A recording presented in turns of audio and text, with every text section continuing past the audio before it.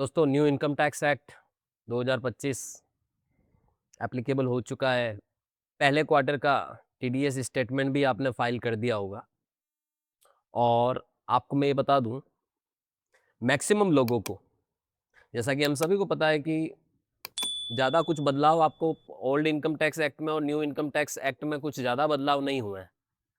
लेकिन जो बदलाव हुए हैं ना, वो अब आपको नज़र आ रहे हैं यहाँ पर, क्योंकि अब क्या हो गया, टीडीएस स्टेटमेंट आप फाइल कर चुके हैं, फॉर्म 138 फाइल कर लिया होगा आप लोगों ने for salary return 140 for other than salary के केस में एनआरआई को पेमेंट किया है तो 144 आपने फाइल किया होगा, टीसीएस स्टेटमेंट 143 में आपने फाइल किया होगा। सो पहले क्वार्टर में मैक्सिमम लोगों को टीडीएस डिफॉल्ट का नोटिस भी आया है और बकायदा ये नोटिस आपको आपके मेल आईडी पर भी आता है। देखिए मैंने आपको सामने मेल आईडी पर जो मैसेज आया हुआ है उसको मैं ओपन करके पूरी प्रोसेस के साथ आज टीडीएस करेक्शन के बारे में बताने वाला हूँ। हालांकि करेक्शन यूटिलिटी अभी तक गवर्नमेंट ने प्रोवाइड की नहीं है, तो अभी हम करेक्शन के लिए जाएंगे नहीं, लेकिन क्या प्रोसेस है उस पर हम थोड़ी सी चर्चा करते हैं, क्योंकि प्रोसेस भी बदली है बिल्कुल नए तरीके से। थोड़ा सा सिंप्लीफिकेशन हुआ है, लेकिन ये जो प्रॉब्लम हुआ है ना नोटिस आने का, ये प्रॉब्लम ज़्यादातर लोगों को डेसिमल की वजह से हुआ है, तो ये इसको समझना पड़ेगा हमें। चलिए चलते हैं कि टीडीएस करेक्शन स्टेटमेंट की प्रोसेस 2026 में क्या होने वाली है। देखिए यहाँ पर आपको डेफिनेटली यहाँ पर इंट्रोड्यूस किया गया है कि ओरिजिनल फॉर्म 140 स्टेटमेंट आपने फाइल किया था इस पेन 10 नंबर से quarter 1 tax year 2026-27 token number था ये आपका, जो प्रोसेस हो गया with default under section 399 of the income tax act 2025 by CPC TDS, right, यानी डिफॉल्ट उसमें है। Please find attach the intimation in PDF format for the mention statement. उसका पीडीएफ साथ में अटैच कर रखा है और इन्होंने ये भी बोला है कि उस पीडीएफ को ओपन करने के लिए आपको पासवर्ड आपका 10 नंबर स्मॉल में आपको टाइप करना होगा। तो देखिए सबसे लास्ट में यहाँ पर प्रोसेस भी बता रखी है, तो मैं सीधे सीधे चाहता हूँ यहाँ पर ये पीडीएफ है, इसको हम ओपन करते हैं। हालांकि मैंने एक बार इसका पासवर्ड डाल दिया है, इसलिए दोबारा जब मैं ओपन कर रहा हूँ तो मुझसे ये नहीं पूछ रहा है। ये वो आप देख सकते हैं यहाँ पर पूरी पीडीएफ, और ये आपका डिडक्टर का सारा डिटेल आ रहा है और आपने डिटेल ऑफ स्टेटमेंट फर्निश भी पूरा आ रहा है। आपने ये फॉर्म कितनी तारीख को फाइल किया था क्वार्टर 1 के लिए, टोकन नंबर भी आ रहा है इसमें। और ये जो आपको डिफ़ॉल्ट का नोटिस आया आप देख सकते हैं, ये 2 अगस्त को आया है और आइडेंटिफिकेशन डॉक्यूमेंट आइडेंटिफिकेशन डिन नंबर यानी जो नोटिस नंबर है वो भी आपको यहाँ पर दिख रहा है। और थोड़ा-सा नीचे जाओगे तो यहाँ पर आपको ये दिख रहा है कि भई आपको जो ये नोटिस दिया जा रहा है वो इनकम टैक्स एक्ट 2025 की सेक्शन 399 के तहत ₹90 ब्याज सहित आपको ये भरने हैं। और ये पूरा डिटेल भी दिया हुआ है यहाँ पर ड्यू अमाउंट का कि आपने शॉर्ट डिडक्शन किया 9.21 का। देखिए आप लोगों को अभी ये देखकर बड़ा अजीब लग रहा होगा कि यार सर ₹9 के लिए शॉर्ट डिडक्शन का नोटिस। अच्छा, ये कोई शॉर्ट डिडक्शन नहीं है, ये सब डेसिमल का जो आप इग्नोरेंस है वो है बेसिकली। और इससे पहले तक जब आप टीडीएस स्टेटमेंट फाइल करते थे तो इस तरह के कोई नोटिस आते नहीं थे। डिपार्टमेंट उसको डेसिमल वाले को राउंड ऑफ कर देती लोअर में या अपर में, राइट। अभी इसके नोटिसेस आपको सर्कुलेट हो रहे हैं, तो अब आप अगली बार जब आप अपना टीडीएस स्टेटमेंट फाइल करेंगे तो ये ध्यान रखना पड़ेगा कि आप डेसिमल को बिल्कुल इग्नोर ना करें, याद रखिएगा, क्योंकि डेसिमल को इग्नोर करोगे तो आपको फिर ये नोटिसेस का सामना बार-बार करना पड़ेगा। तो ये 9.21 का शॉर्ट डिडक्शन का नोटिस है। अब मुझे पूरी डिटेल चाहिए इसकी, राइट? तो वो यहाँ से नहीं पता चलेगी। कैसे पता चलेगी? आज की इस वीडियो में मैं पूरा आपको प्रोसेस बताऊँगा। आपने कोई शॉर्ट डिडक्शन पे कोई इंटरेस्ट नहीं है, कोई शॉर्ट पेमेंट नहीं किया, कोई शॉर्ट पेमेंट पे कोई इंटरेस्ट नहीं बना, कुछ भी नहीं बना, बस इंटरेस्ट ऑन लेट पेमेंट, कोई पेमेंट आपने लेट किया उसका ब्याज बना है ₹84, ये जेन्युइन होगा ये। तो यहाँ पर आपको कुल मिलाकर ये 9.21 और ये 84 या 93.21 होता है और ये ₹5 की राउंडिंग हो जाती है, नियरेस्ट राउंडिंग। तो अपर राउंडिंग में है तो अपर में चला जाएगा, लोअर में है तो लोअर में चला जाएगा। तो यहाँ पर आपको गवर्नमेंट ने 3.21 रुपीज़ का नियरेस्ट राउंडिंग ऑफ करके ₹90 आपको ये चुकाना है डिफ़ॉल्ट को, राइट? तो ये पूरा आप देख सकते हैं, सारे पेजेज़ में आपको दे रखा है। अच्छा, यहाँ पर आप देख सकते हैं आपने सारे जितने 268 पैन नंबर वालों के ट्रांज़ैक्शन आपने डाले हैं, तो ये सारे वैलिड पैन नंबर के साथ डाले गए ट्रांज़ैक्शन है, कोई भी इनवैलिड या विदाउट पैन वाला ट्रांज़ैक्शन आपने नहीं किया।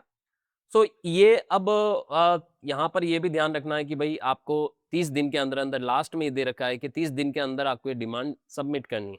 अब मेरा आपसे ये भी सवाल है कि 2 अगस्त की बात है ये, और आज जैसे 17 अगस्त को हम लोग ये डिटेल में बात करें, अभी तक करेक्शन स्टेटमेंट आया ही नहीं है, ठीक है? तो अभी इसको क्या करना है उस पे हम बाद में बात करेंगे, चालान जमा कराना पड़ेगा ये, उसके बाद आपको ये वापस से अपना टीडीएस करेक्शन स्टेटमेंट सबमिट करना पड़ेगा। अब मैं आपको बताता हूँ कि आप सबसे पहले क्या काम करेंगे, मैंने अपने 10 नंबर से अपना ट्रेसेस पोर्टल लॉगिन कर लेना है, और अपने 10 नंबर से ही मुझे इनकम टैक्स पोर्टल भी लॉगिन कर लेना है, जो मैंने दोनों देखिए पोर्टल आपके सामने लॉगिन कर लिए।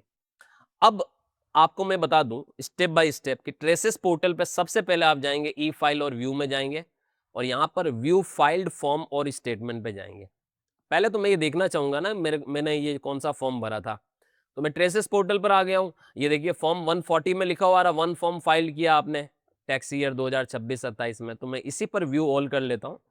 और यहाँ से आप देख सकते हैं ये आपका जो आपने क्वार्टर 1 के लिए ओरिजिनल रिटर्न फाइल किया था, ये टोकन नंबर है उसका, इसकी फाइलिंग डेट भी दे रखी है, और ये यहाँ पर बता रहा प्रोसेस विथ डिफॉल्ट, ये डिफॉल्ट के साथ प्रोसेस हुआ है, तो सबमिट आपने इतनी तारीख को किया था, और पेंडिंग फॉर प्रोसीडिंग्स में ये डिफॉल्ट में है। तो यहाँ से मुझे पता चल गया कि भाई मेरा स्टेटमेंट जो है उसमें कुछ ना कुछ तो मिस्टेक है, और उसी का वो आपको नोटिस भी डिपार्टमेंट ने यहाँ पर इनकम टैक्स डिपार्टमेंट ने भेजा है।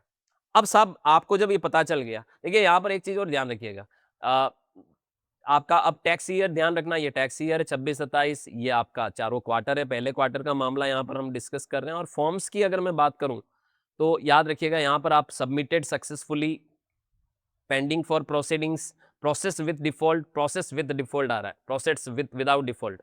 तो अभी देखिए मैं विथ डिफॉल्ट पे क्लिक करूंगा और सर्च करूंगा, तो ये मेरा जो फॉर्म है वो मुझे यहाँ पर डेफिनेटली नजर आएगा कि ये विथ डिफॉल्ट है। अगर मैं विदाउट डिफॉल्ट पे क्लिक करूंगा, सर्च करूंगा, तो वो मुझे ये बता देगा, मैं जैसे यहाँ टैक्स ईयर ले लिया, मैंने क्वार्टर ले लिया, जैसे क्वार्टर 1 ले लिया, ठीक है, और मैं यहाँ से विदाउट डिफॉल्ट पे क्लिक करके सर्च करूंगा, तो कुछ नहीं आएगा, जो भी मैंने भरा होगा सब कुछ आ जाएगा, तो एक ही रिटर्न भरा और विथ डिफॉल्ट ये उसका स्टेटस आपको रिफ्लेक्ट कर रहा है।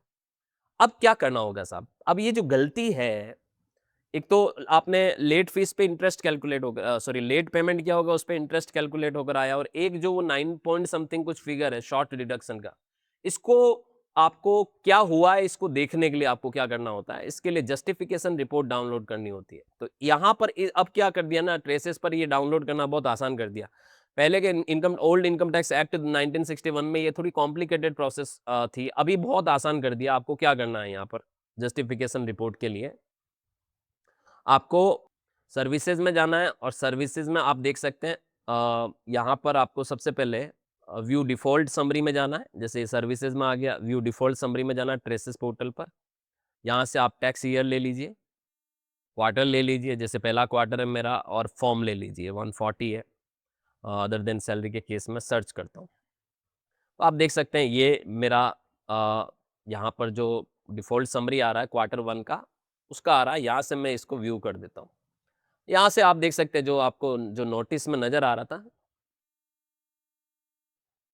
ये देख सकते हैं। ये पूरी डिटेल आपको यहाँ पर नज़र आ रही है कि 9.21 का शॉर्ट डिडक्शन है, और ये 84 रुपीज़ का इंटरेस्ट ऑन लेट फीस है, इसका डिफ़ॉल्ट है। अब ये डिफ़ॉल्ट यहाँ से आपको यहाँ पर भी ये नहीं पता चल रहा है कि भाई कौन से अमाउंट पे शॉर्ट डिडक्शन है, या ये कौन से वो डिडक्शंस थे जो मैंने लेट पेमेंट किए हैं, तो ये यहाँ से नहीं पता चल रहा है। इसी के नीचे आप देख सकते हैं raise request for justification report दे रखा है। जैसे आप इस पे क्लिक करेंगे, ठीक है? यहाँ से क्लिक करते ही ये देखिए यहाँ पर आपको आ गया भाई कि ये इनिशिएटेड एंड अवेलेबल फाइल, आप यहाँ से डाउनलोड कर देना। मैंने ऑलरेडी डाउनलोड कर दी है, तो आप जैसे डाउनलोड करेंगे एक्सेल की एक फाइल आपकी डाउनलोड हो जाएगी। ये देखिए ये वो फाइल है। जब आप उस फाइल को ओपन करेंगे, तो वो फाइल पासवर्ड प्रोटेक्टेड होगा, और आपको ये भी बता दूं, अब आपको ये ध्यान रखना है, इसका पासवर्ड जो होगा वो आपका सबसे पहले पहले आपको यहाँ पर जस्टिफिकेशन रिपोर्ट के लिए JR लिखना होगा, याद रखिएगा, अंडरस्कोर, उसके बाद आपको अपना 10 नंबर लिखना होगा। तो 10 नंबर में जैसे आप 10 नंबर लिख दीजिए, और उसके बाद यहाँ पर देखिए आप फॉर्म 140 लिखना है, 140 क्वार्टर 1 है तो Q1 लिखना है, और 2026 लिखना है यहाँ पर, और जैसे ओके करेंगे ये आपकी एक्सेल फाइल खुल जाएगी। तो इसका थोड़ा सा पासवर्ड कॉम्प्लिकेटेड बना दिया है, और ये थोड़ा सा आपको ध्यान में रखना पड़ेगा। पासवर्ड कुछ इस तरह से, स्टार्टिंग में JR अंडरस्कोर, फिर आपका 10 नंबर आ जाएगा, जैसे ABCD, 1 2 3 4 5, ठीक है, मान लो ये 10 नंबर हो गया। फिर फॉर्म नेम हो जाएगा 140, फिर क्वार्टर Q1 और फिर 2026 फाइनेंशियल ईयर डालोगे। ये आपका जस्टिफिकेशन रिपोर्ट का पासवर्ड का तरीका ये होगा, राइट। अब ये देख सकते हैं यहाँ पर कवर शीट आ गई जिसमें आपका डिटेल आ रहा है, एसोसिएशन आपने कितनी तारीख को ओरिजिनल रिटर्न फाइल किया था, 140 फाइल किया था, क्वार्टर आ रहा है यहाँ पर, और प्रोसेस कब हुआ, 2 अगस्त को हुआ। टीओसी में चलते हैं यानी टेबल ऑफ कंटेंट में चलते हैं, तो इसमें टोटल 3 टेबल है, डिफॉल्ट समरी, शॉर्ट डिडक्शन और इंटरेस्ट ऑन लेट पेमेंट। जो जो एरर होगी वो सब यहाँ पर नजर आएगी। अब डिफॉल्ट समरी में जाते हैं, ये हाइपर लिंक्ड है ऑलरेडी, तो डिफॉल्ट समरी में ये वो की वही रिपोर्ट आ रही जो नोटिस में भेजी गई थी। तो आप देख सकते हैं यही वो 90 रुपये अब आपको पे करने, ये डिफॉल्ट समरी है पूरी की पूरी। अब शॉर्ट डिडक्शन जो हुआ है उसके ऊपर हम चलते हैं। तो आप देख लीजिए ये सारी वो एंट्रीज है जो आपने ये सारे डेटा शीट है, ठीक है, जो आपको यहाँ पर भेजी गई है, और इसमें आप देख सकते हैं कि हर एक व्यक्ति का टोटल सेक्शन कोड में कितना अमाउंट उसको पे किया, कितना टीडीएस डिडक्ट किया, डिडक्टेड है, ये सब चीज़ें। इसमें थोड़ा सा पीछे की तरफ आओगे ना आप, तो यहाँ पर आपको साफ तौर पर नजर आ जाएगा कि आपने यहाँ पर टीडीएस जो डिडक्ट करना था वो 1291 करना था, 0.20, और आपने 0.20 कम किया, 1291 ही गवर्नमेंट को जमा कराया। ये देख सकते हैं टीडीएस डिडक्टेड और टू बी डिडक्टेड, दोनों में 0.20 का डिफरेंस है, ये 0.20 निकाल लिया और ये डिफरेंस यहाँ पर खड़ा कर दिया इन्होंने शॉर्ट डिडक्शन में। सेम टू सेम आप सारे लोगों का देखिए, ये सब डेसिमल का डिफरेंस है। अब आप अगले क्वार्टर में जब ये भरने जाएंगे ना टीडीएस स्टेटमेंट, आपको ये ध्यान रखना पड़ेगा विशेष तौर से कि आप डेसिमल को इग्नोर नहीं कर सकते हैं, डेसिमल को भी आपको पेमेंट करना है, अदरवाइज ये शॉर्ट डिडक्शन का नोटिस आपको बार बार मिलेगा, बार बार आपको अपना टीडीएस स्टेटमेंट रिवाइज करना होगा। ये आप साफ तौर पे देख पा रहे हैं, इसमें 0.39, इसमें 0.30, इसमें देखिए सबका, ये सबका टोटल अगर आप नीचे जाके देखोगे ना, ये देखिए 9.21 इसका टोटल हो गया।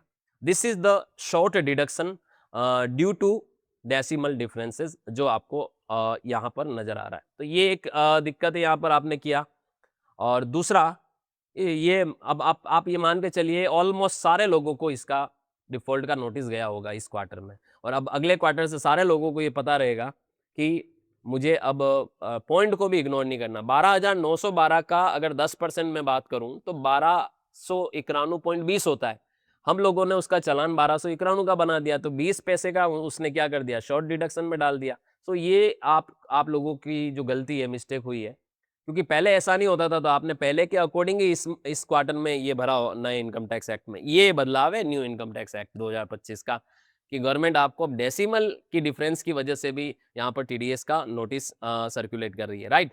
और इंटरेस्ट ऑन लेट पेमेंट की बात करते हैं हम, तो यहाँ पर देखिए, यहाँ पर मुझे ये बता रहा है कि भाई 84 रुपए का आपको लेट पेमेंट पर इंटरेस्ट गवर्नमेंट को देना है। ये कौन कौन से डिडक्टी के अगेंस्ट में, ये भी दे रखा है, देखिए ये सारे डिडक्टी है, इतना अमाउंट पे करना था, इतना डिडक्ट। देखिए ये कैसे आप यहाँ चेक कर सकते हो कि ये जो डिडक्टी और ये इनके अमाउंट है, ये इतनी तारीख है, जैसे 31 मई का, आप सबको पता है कि मई महीने में अगर डेट ऑफ डिडक्शन है तो वो जमा होनी चाहिए थी 7 जून से पहले पहले, लेकिन आपने उसको जो जमा कराया है वो 14 जुलाई को कराया है, ठीक है। और तो ऐसे केस में आप देखिए इतना इसका इंटरेस्ट बन गया, लेट पेमेंट किया आपने।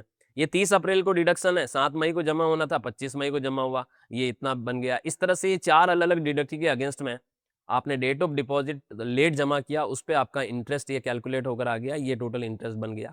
तो ये इंटरेस्ट और शॉर्ट डिडक्शन दोनों की वजह से आपको ये नोटिस भेजा है। पहले आपको 90 रुपए का चालान बनाना पड़ेगा और फिर आपको अपना टीडीएस स्टेटमेंट करेक्शन में जाना होगा। तो ये जस्टिफिकेशन रिपोर्ट है जो बहुत ही आसानी से आप यहाँ से डाउनलोड कर सकते हैं, और एक्सेल फाइल ये डाउनलोड हो जाएगी, जिसको आप आसानी से हालांकि पासवर्ड थोड़े कॉम्प्लिकेटेड कर दिए हैं यहाँ पर, याद रखिएगा, ठीक है। तो जस्टिफिकेशन रिपोर्ट का पासवर्ड आप समझ पाइए, GR_, आपका 10, उसके बाद फॉर्म नेम, उसके बाद क्वार्टर नेम, और उसके बाद टैक्स ईयर आपको डालना है, तब जाके वो फाइल आपकी यहाँ से ओपन होगी।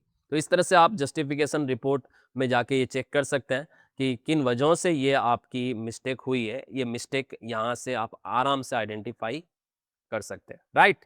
अब थोड़ा आगे बढ़ते हैं, चालान मैनेजमेंट में भी जाके देखते हैं कि मेरी किसी चालान में तो गलती नहीं। देखिए चालान में किसी में गलती नहीं है आपकी, मैं उसका रीजन बताता हूँ कि चालान में गलती होती तो ये यहाँ पर अभी जो मैंने जस्टिफिकेशन रिपोर्ट देखी उसमें मुझे पता चल जाता है कि ये चालान में कोई ना कोई गलती है, क्योंकि चालान में गलती तो है नहीं। डिफॉल्ट समरी में अगर चालान में गलती होती, शॉर्ट पेमेंट किया होता, तो शॉर्ट पेमेंट में आता है। आपने कोई भी शॉर्ट पेमेंट नहीं किया है, शॉर्ट डिडक्शन किया है और इंटरेस्ट ऑन लेट पेमेंट की वजह से इंटरेस्ट बना है, तो चालान में कोई मिस्टेक नहीं है। लेकिन फिर भी बताता हूँ कि आप नए ट्रेसेस के पोर्टल पे चालान मैनेजमेंट में जाके, चालान स्टेटस में जाके आप यहाँ से चालान सेलेक्ट करके प्रोसीड करेंगे और आपसे वो पूछेगा, तो आप पीरियड ऑफ पेमेंट में जैसे आपने यहाँ पर जैसे 1 अप्रैल 2026 से लगाकर जैसे 1 अप्रैल से मान लो मैंने आज दिन तक के चालान मैं ओपन कर दूँ या 31 जुलाई तक के ओपन कर दूँ, ठीक है? तो ये जुलाई तक के ओपन कर देते हैं हम, जुलाई 31 तक और हम प्रोसीड करते हैं। सारे चालान जो हैं वो यहाँ पर आ जाएँगे और सारे चालान के अगेंस्ट में देखिए बीएसआर कोड आ गया, डेट ऑफ डिपॉज़िट आ गया, चालान सीरियल नंबर आ गया, चालान अमाउंट आ गया और चालान क्लेम्ड आ रहा है। तो किसी के भी आगे ऐसा नहीं है कि कोई चालान अनक्लेम्ड में आ रहा है या मिसमैच में आ रहा है। सारे के सारे चालान क्लेम्ड है। मतलब जो अमाउंट आपने इन चालान में पे किया वो किसी न किसी डिडक्टी के अगेंस्ट में आपने उसको क्लेम कर दिया। तो ये सारा क्लेम में आ रहा है। तो इस तरह से आप चालान का भी स्टेटस देख सकते हो। अगर कोई चालान अनक्लेम होगा तो यहाँ पर अनक्लेम आ जाएगा। आपको ये भी बता दूँ। जैसे देखिए मैं वापस आपको इसमें बैक करता हूँ और यहाँ से मैं 31 जुलाई की बजाय अभी डाल देता हूँ यहाँ पर अगस्त डाल देता हूँ जैसे, ठीक है? और ये 17 अगस्त है, आज 17 अगस्त डाल के प्रोसीड करते हैं। अगस्त के जो चालान है अभी तक अगस्त का स्टेटमेंट तो गया ही नहीं, तो ये देखिए अनक्लेम में आ रहा है। तो कई कई बार ये होता है कि कोई चालान हमने बनाया लेकिन उसमें कोई एरर है, कोई डेट ऑफ डिपॉज़िट का एरर है या कोई बीएसआर कोड का एरर होने की वजह से वो किसी अमाउंट के साथ रिकंसाइल नहीं हुआ। तो शॉर्ट पेमेंट का नोटिस आपको आ गया।